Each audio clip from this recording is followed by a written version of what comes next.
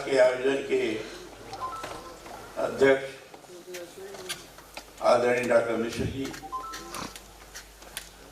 मंच पर विराजित पांचजन्य के संपादक, पांचजन्य के बारे में बताने की किसी को आवश्यकता नहीं है, सब लोग अच्छी तरह से जानते हैं। ऐसे राष्ट्रवादी पत्रिका जो प्रारंभ से ही राष्ट्रवाद का पांचजन्य फूंक रही थी, ऐसे पांचजन्य के संपादक और विचारक विद्वान हमारे श्री हितेश जी, मंच पर विराजित प्रयागराज महानगर के प्रथम नागरिक आदरणीय गणेश केसरवानी जी, मंच पर विराजित श्रीमती शशि त्रिपाठी जी, यहाँ उपस्थित सभी सम्मानित महानुभाव बहनों,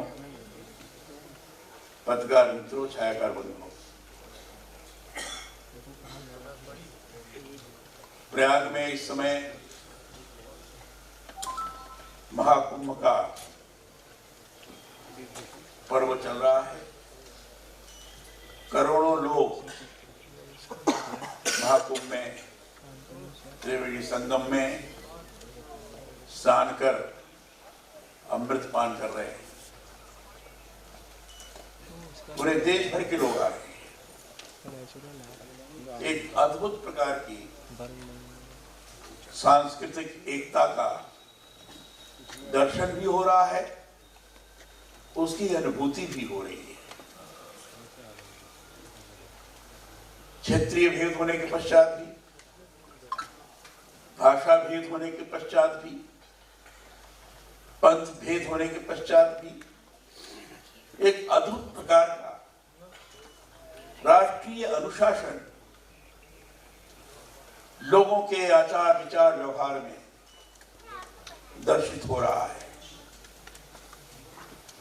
और उसी का परिणाम है कि प्रयाग जैसे स्थल पर, गंगा के तीर पर करोड़ों लोग समाविष्ट हो रहे हैं। ये सांस्कृतिक राष्ट्रवाद का जीवंत स्वरूप हमारे सामने प्रयाग में महाकुंभ के अवसर पर देखने को प्राप्त हो रहा है। ऐसे अवसर पर जहां हमारे देश के संत महात्मा, ऋषिजन, विद्वज्जन अपने वैदिक कालीन, पौराणिक कालीन, महाभारत कालीन, रामायण कालीन सारी गाथाओं का अपने ढंग से सूर्यवाणी में वर्णन कर लोगों को वह रसपान कराने में लगे हुए हैं। लोग अनुभव कर रहे हैं कि हमारी विरासत कैसी थी, हमारी संस्कृति कैसी। हम आज के नहीं हैं, हजारों वर्ष पुराने हमारा रामायण रहा, हमारे वाल्मीकि जी रहे, हजारों वर्ष पूर्व त्रिकालदर्शी ऐसे लोग रहे। हजारों वर्ष पहले हमारे ऋषि महर्षि रहे, जिन्होंने अपने अनुभूति के आधार और मंत्रों का लोगों के सामने प्रस्फुटन किया था, मंत्रों का उच्चारण किया था, और वह मंत्र अनुभूति जन्य था। वह अनुभूति जन्य अर्थात तपस्या से प्रस्फुटित हुआ था। तपस्या कैसी? ब्रह्म से साक्षात्कार करने की तपस्या है, उससे युक्त थी, उसमें से पैदा हुआ वो मंत्र था। वह मंत्र पीढ़ी दर पीढ़ी चलता गया। श्रवण के आधार पर लोग उसको गुंजायमान रखते थे। उसे श्रुति वेद कहा गया, श्रुति वेद। और उसमें से फिर वेद की रचना। और इसलिए वेद को अपौरुषेय कहा गया है। वेद को अपौरुषेय इसलिए कहा गया है, उसको किसी व्यक्ति रचा नहीं है। ऋषि महर्षियों के द्वारा ब्रह्म से साक्षात करने की दृष्टि से जो तपश्चर्या हुई, उस तपश्चर्या के अंतर्गत जो अनुभूति जन्य विचार उद्भूत हुए, उसमें से वो मंत्र प्रस्फुटित हुआ। और मंत्र ऐसा संपूर्ण जीवन का स्वरूप कैसा होना चाहिए, संपूर्णता से युक्त था। उसी में से संस्कार पैदा हुए, उसी में से संस्कृति पैदा हुई, और एक विशेष प्रकार की संस्कृति की धारा प्रवाहित हो चली। उसी धारा को लोगों को अनुभव कराने की दृष्टि से इस महाकुंभ में हमारे संत महात्मागण लगातार कथावाचन कर रहे हैं। हमारी विरासत कैसी थी? हम अमृत मंथन, समुद्र मंथन हुआ, वासुकी से कर रहे हैं, समुद्र मंथन मलयाचल से कर रहे हैं सारा, उसमें से अमृत निकल रहा है, लक्ष्मी जी निकल रही है, चांद निकल रहा है, विश्व निकल रहा है, सब निकल रहा है, ऐरावत भी निकल रहा है। ये इसका स्मरण दिलाना, कैसी हमारी संस्कृति, कैसी हमारी प्राचीनता की, प्राचीन सोच की व्यापकता थी, सभी लोगों को समाहित करने की मानसिकता। ऐसी विरासत भारत की रही है। अब भारत की ऐसी विरासत रही है तो वर्तमान समय में भी उस विरासत की स्मृति लोगों के अंदर बनी रही है। उस विरासत से हमारे जो संस्कार हैं, जो हमारे आचार व्यवहार हैं, वो आचार व्यवहार बना रहे। उस विरासत के क्रम में विभिन्न युगों में किन किन ऋषियों के द्वारा, किन किन महात्माओं के द्वारा समाज को नियंत्रित करने की दृष्टि से, समाज को अनुशासित करने की दृष्टि से कैसे नियम रहे, वो नियम बनाएंगे, उन्हीं को संहिताएं कहेगी, उन्हीं को संहिताएं कहेगी।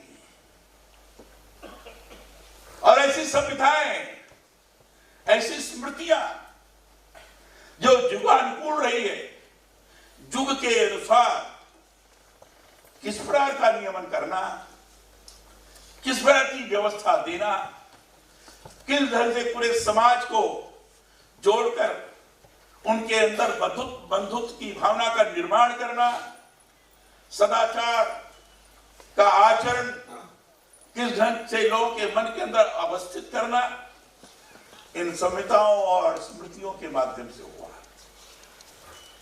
उसको कानून भी कह सकते हैं, उसमें नैतिकता युक्त गुण की निर्मित भी कह सकते हैं, उसको धर्म भी कह सकते हैं। और उसके बाद भारत वर्षों से गुलाम रहा, दासत्व की बेड़ी में जकड़ा हुआ था।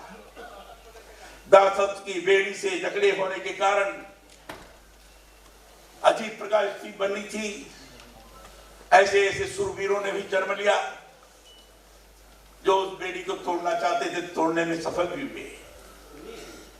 ब्रिटिश काल आया, आंदोलन हुए, भिन्न प्रकार के आंदोलन हुए, क्रांतिकारियों ने अपने तरीके से किया, सुभाष बाबू ने अपने तरीके से किया, गांधी जी ने अपने तरीके से किया।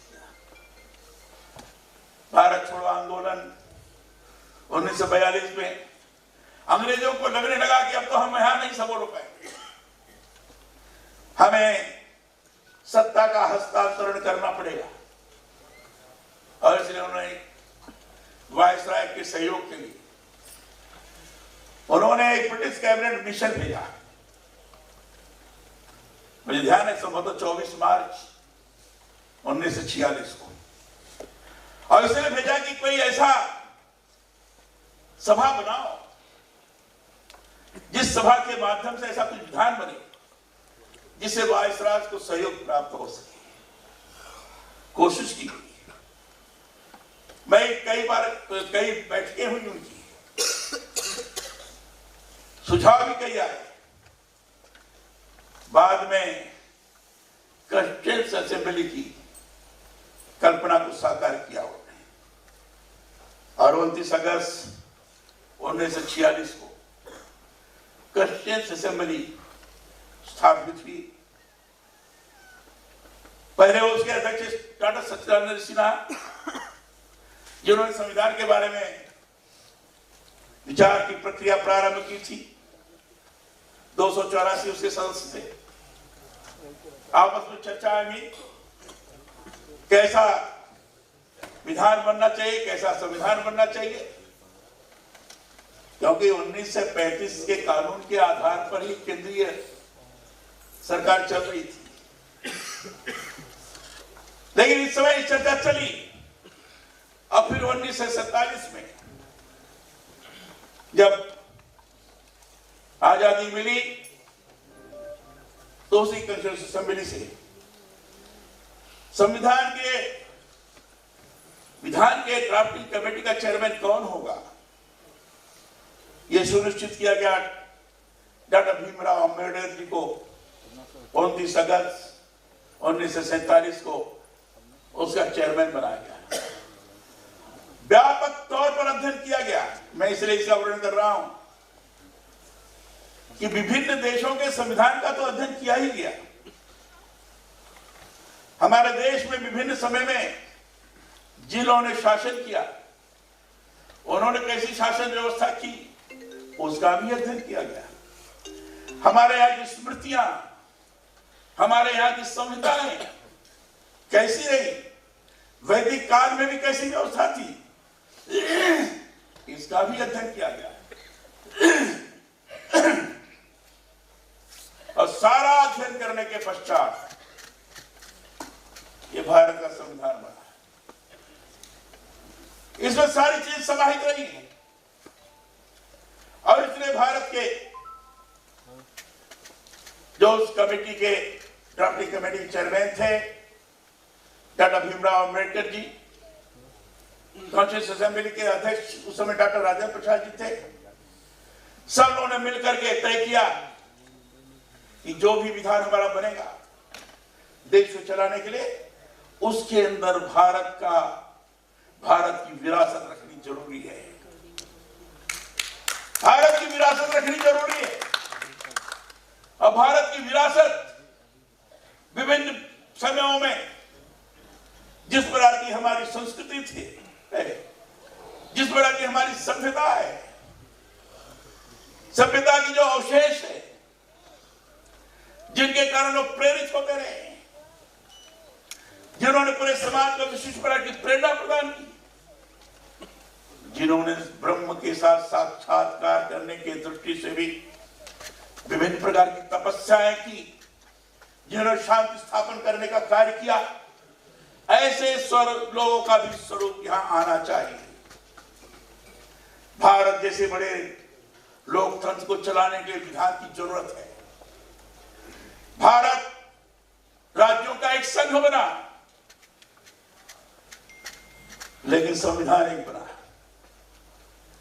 अब राज्यों के संघ बनने के पश्चात भी किस ढंग से हम लोगों के मन के अंदर अपने विरासत के बारे में, अपने संस्कृति के बारे में, अपने संस्कार के बारे में कैसे शिक्षित करें, कैसे जानकारी दें।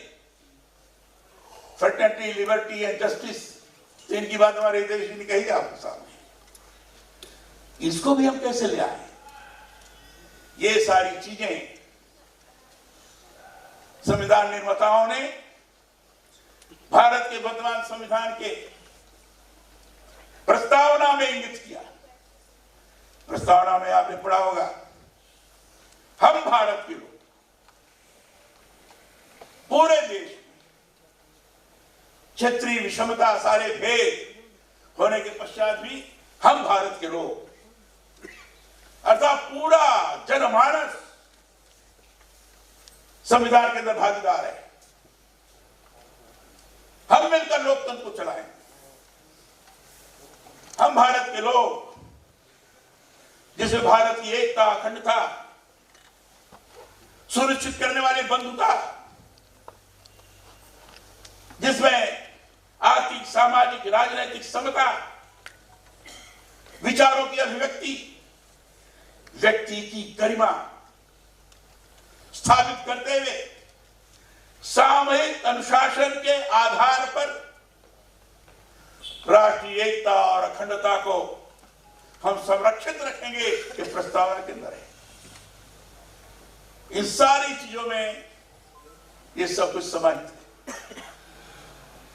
व्यक्ति की गरिमा महत्ता कैसी है, उसके द्वारा अनुशासन स्थापित करना, राष्ट्रीय एकता और अखंडता के लिए उसको सुनिश्चित करना, उसे समर्पित होना, ये सामान्य बात नहीं है। और इसलिए इसको और याद दिलाने के लिए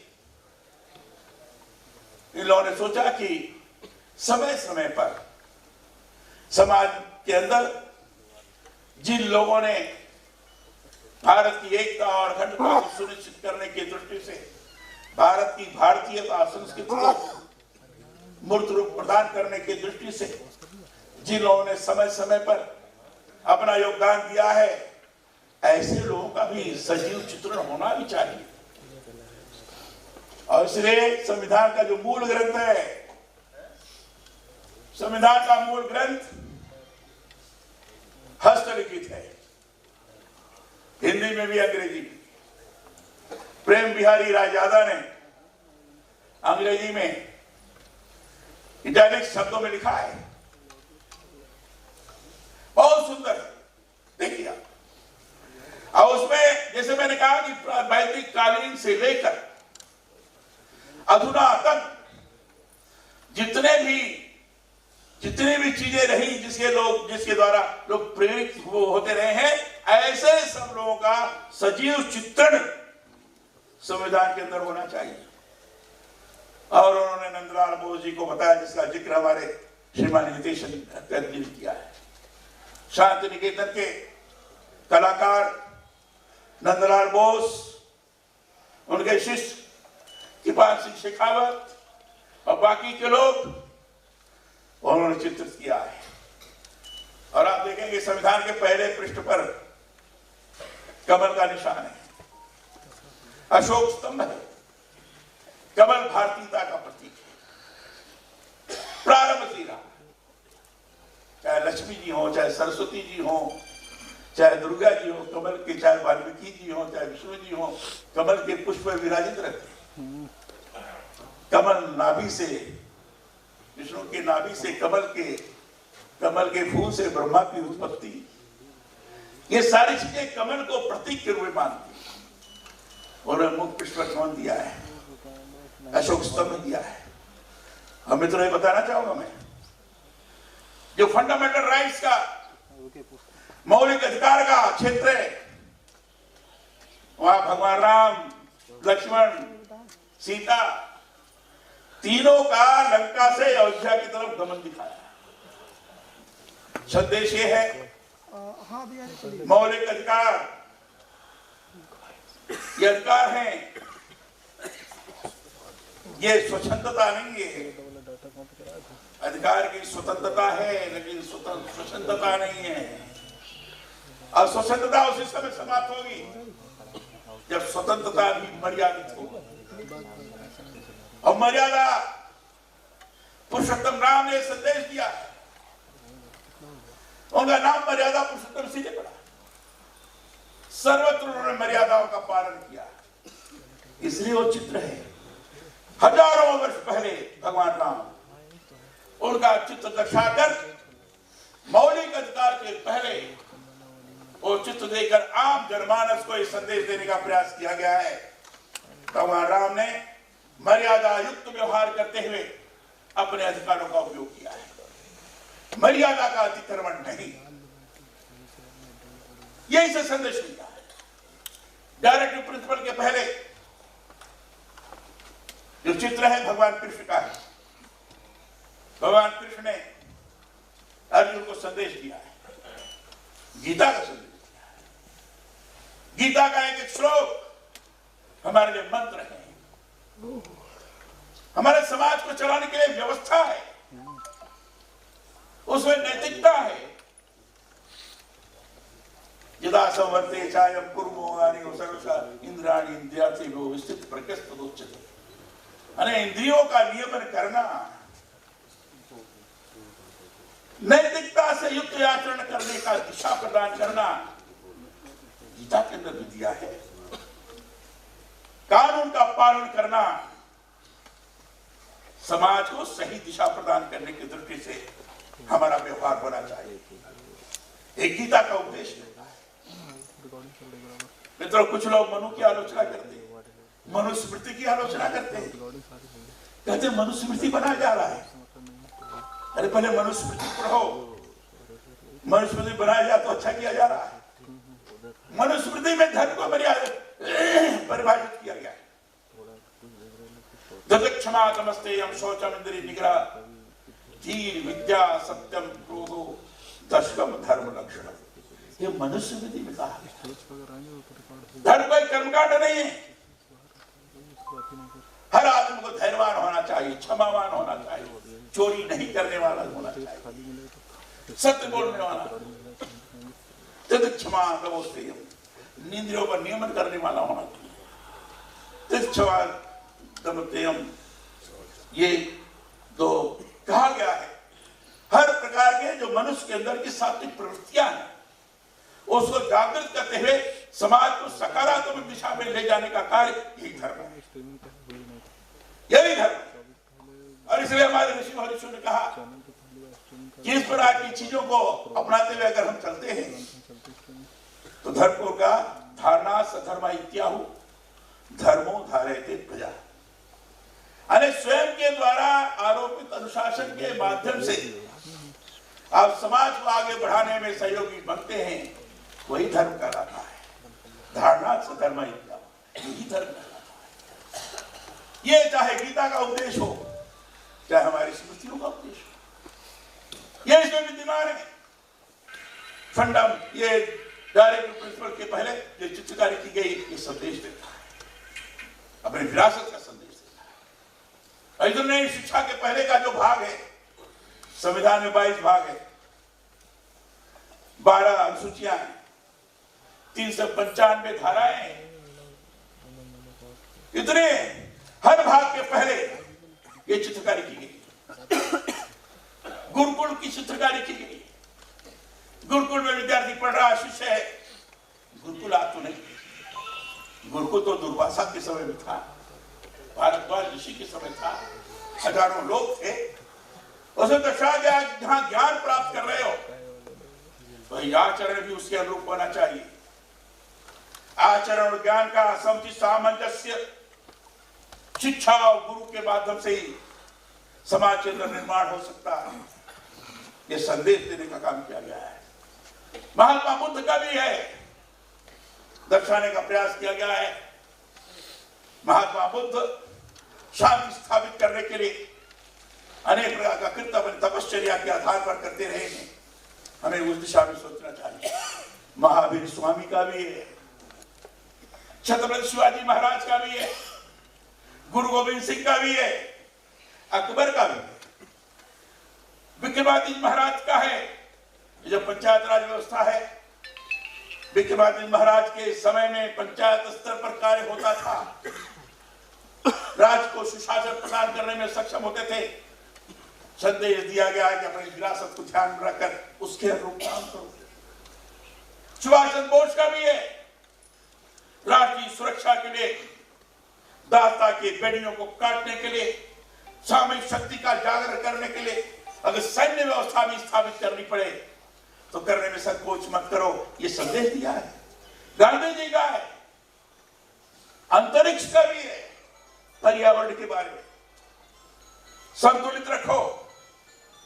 अंतरिक्ष और पृथ्वी, वनस्पतियां, गिरकंदराएं अगर संतुलित नहीं रहेगी तो पर्यावरण बिगड़ जाएगा, संतुलन बिगड़ जाएगा। जब संतुलन बिगड़ जाता है तो भूकंप आता है, संतुलन बिगड़ जाता है तो अनेक प्रकार की विनाशकारी लीलाएं शुरू हो जाती हैं। संतुलन स्थापित करने के लिए भी चित्रकारी की गई है, ये किया गया है। मित्रों, मैं बताना चाहूंगा ये हमारा संविधान हमारी संस्कृति और संस्कार से युक्त संविधान है, और इसलिए संविधान हमारा एक पवित्र ग्रंथ है, पवित्र ग्रंथ है। जिधर से रामायण है, गीता है, कुरान है, बाइबल है, उसी तरीके से भारतीय संविधान भारत का पवित्र ग्रंथ है। ये भौतिकता और आध्यात्मिकता का समन्वित स्वरूप है। भौतिक क्षेत्र में अनेक प्रकार के कानून बनाकर आम जनता को जन कल्याणकारी कार्यों से लाभान्वित हम करेंगे, इस पर व्यवस्था दी गई है। जो कानून बनते हैं इसलिए बनते हैं, जन कल्याणकारी कार्य हो, समय समय पर उसके अनुरूप कानून बनते हैं। मित्रों, कई बार संविधान को लेकर ये कहा जाता है संविधान बदल दिया जाएगा। अरे संविधान कैसे बदला जाएगा? संविधान कोई बदल नहीं सकता। हाँ, दुर्भाग्यजनक रहा है कि कुछ लोगों ने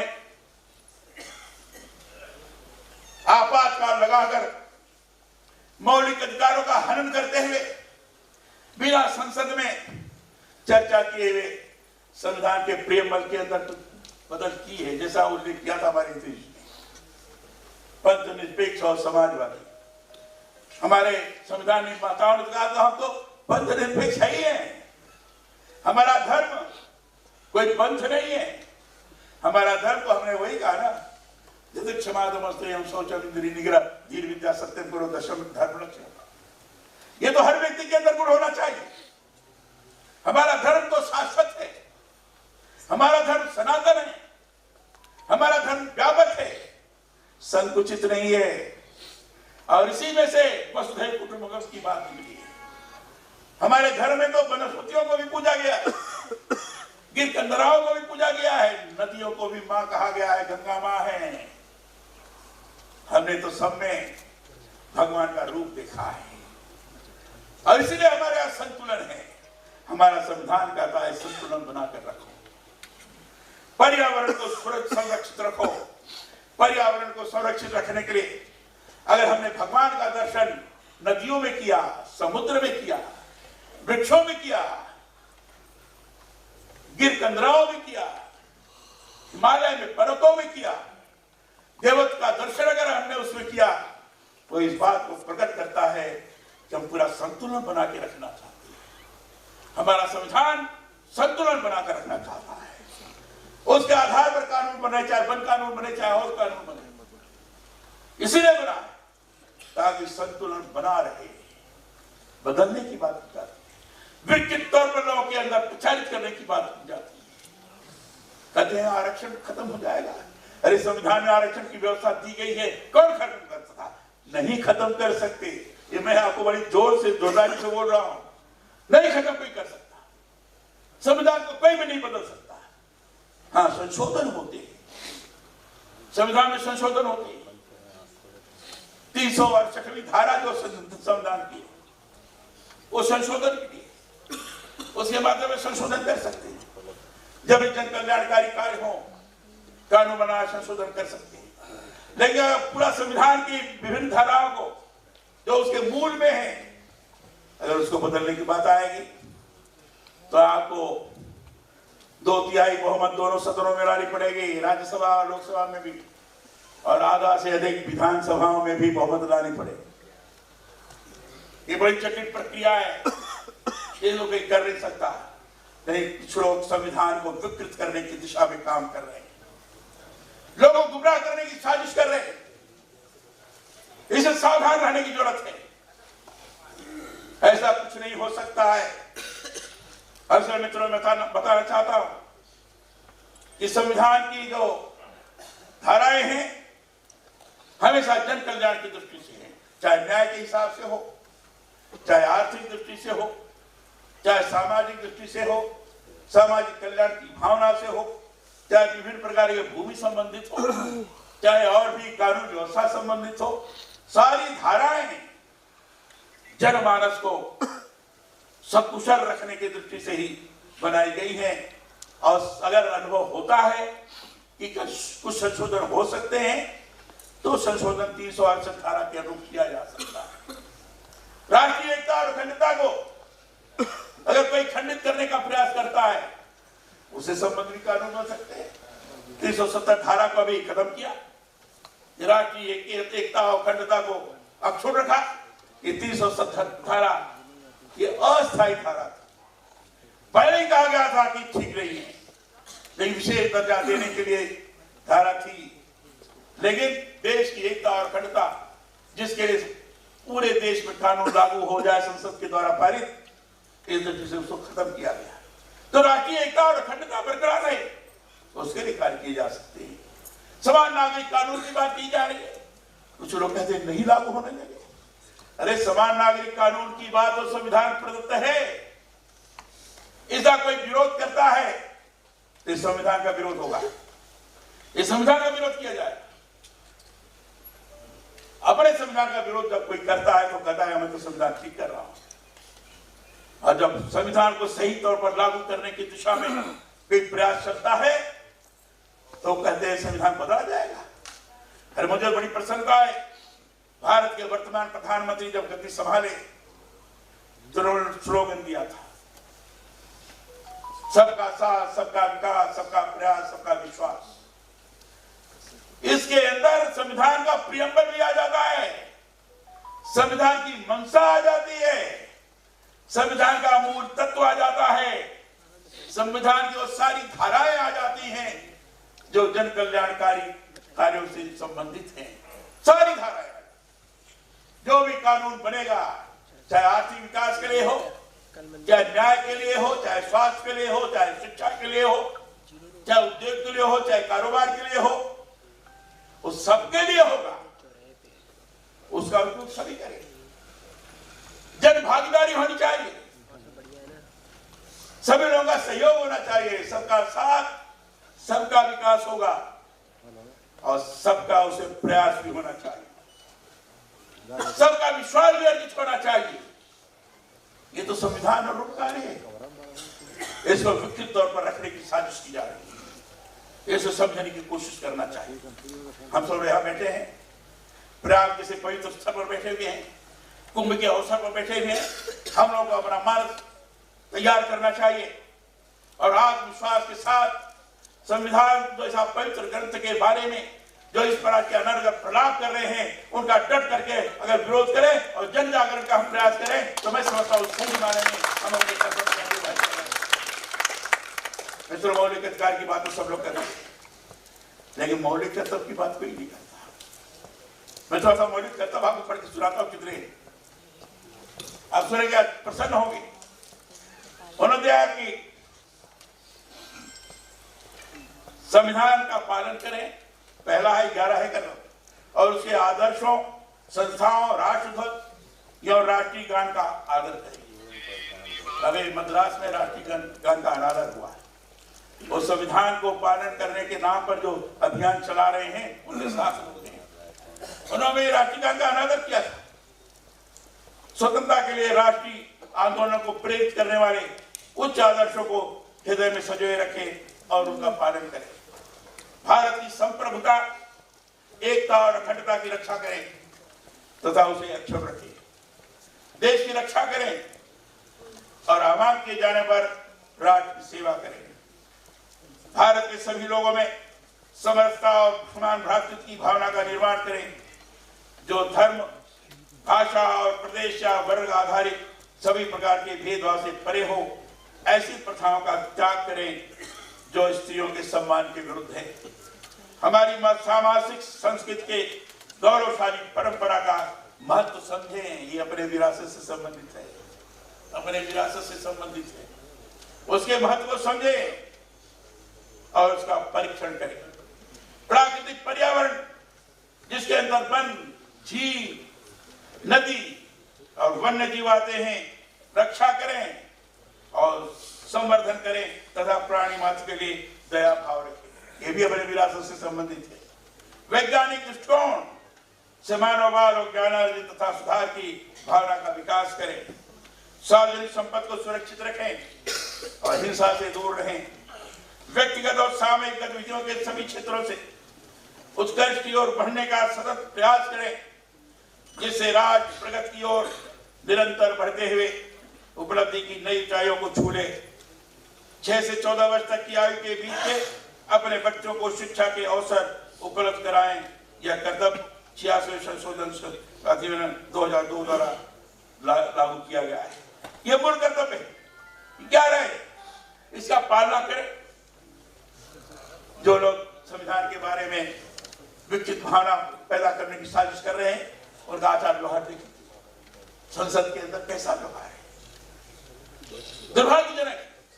महापुरुषों के बारे में टिप्पणियां की जा रही, सनातन के बारे में टिप्पणियां की जा रही, जिससे लोग प्रेरणा प्राप्त करते हैं। अब एक सज्जन ने तो कहा कि गंगा में डुबकी लगाने से कौन सी गरीबी दूर हो जाएगी।